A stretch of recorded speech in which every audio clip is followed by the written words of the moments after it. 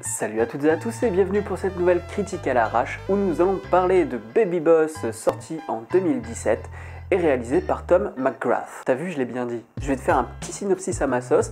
Alors ok, c'est pas exactement ça, mais tu vas voir qu'on s'en approche quand même. Donc l'histoire, c'est celle de bébé Macron qui veut devenir le boss de tout le monde. Et pour ça, il part en mission.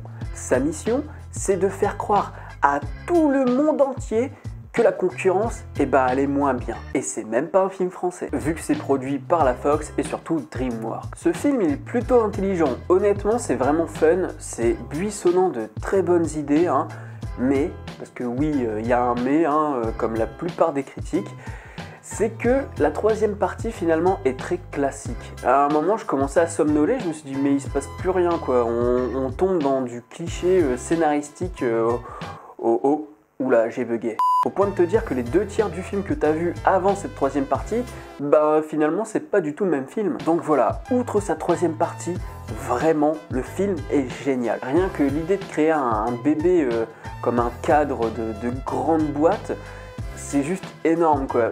Dans le sens où en fait, du coup ça devient le cadre et les parents deviennent les sous-fifres du genre va me chercher un café, ça devient ses assistants et tout.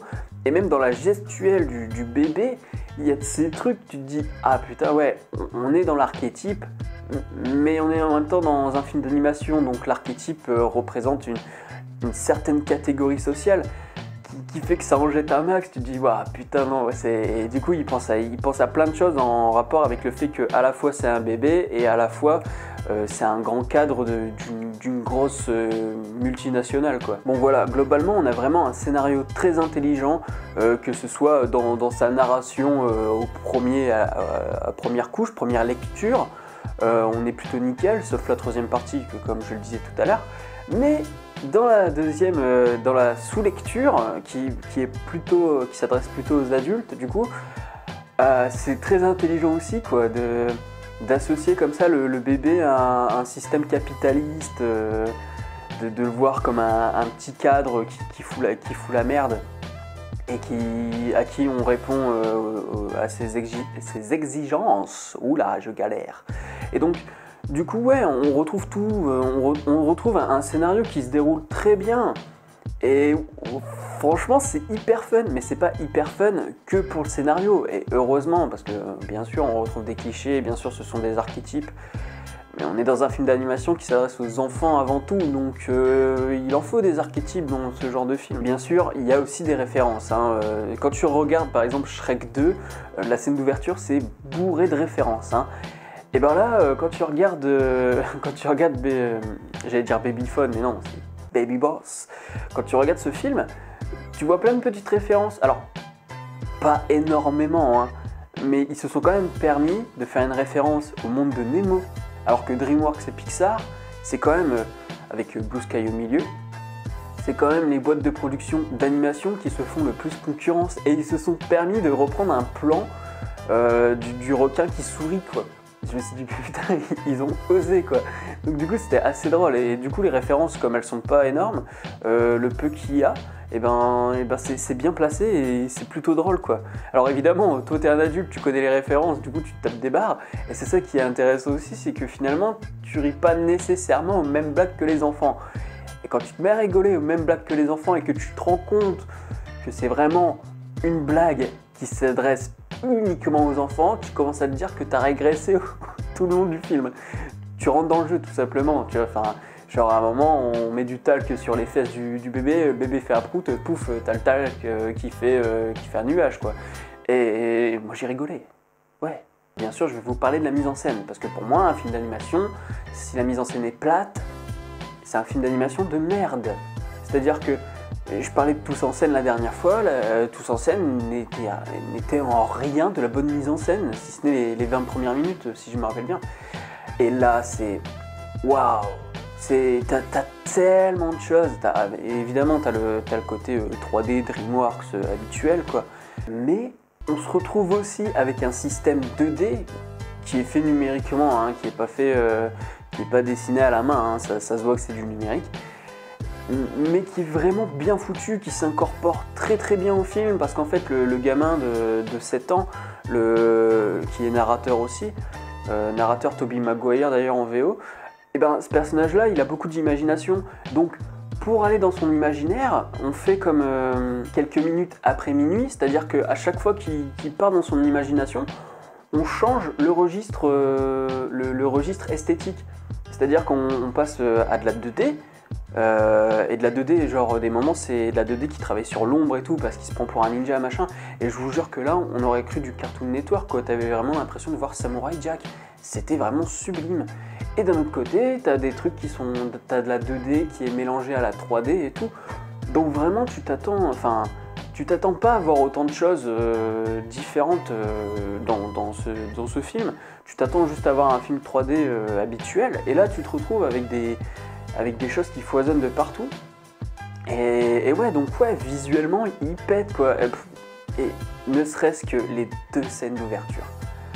La scène d'ouverture, quand le gamin te raconte ce que c'est la vie de famille à 3, elle est juste magique. Ça te pose le truc, ça te pose l'idée de base, et en même temps, ça pète aux yeux quoi. Et il y a plein d'idées, genre à un moment il dit oui voilà, moi j'ai 2 parents, mais mon papa il me chante ça, il me raconte 3 histoires et tout, et du coup pour représenter ça il dédouble les personnages, et puis il y a un fondu enchaîné, enfin il y a un gros travail sur les 2 scènes d'ouverture, parce que la 2e scène d'ouverture c'est quand le bébé arrive.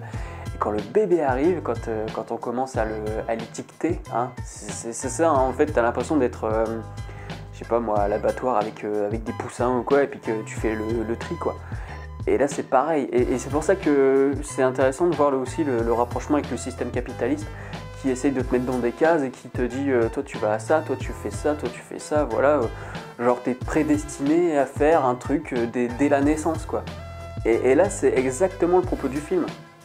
Sauf qu'évidemment, comme c'est un film d'animation qui s'adresse aux enfants, on peut réaliser nos rêves. C'est toujours la petite morale comme ça qui échappe au capitalisme réel qu'on se tape pour de vrai.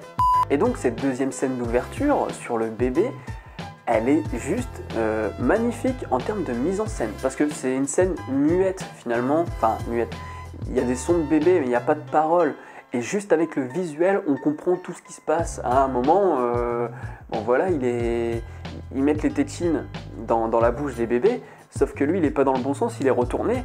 On a un zoom, enfin, on a un raccord regard avec le bébé, avec Baby Boss, qui regarde vers son boule, donc il y a un zoom sur son boule. On a compris qu'il allait comprendre que la tétine allait atterrir dans son cul, et du coup, il se retourne d'un coup, quoi.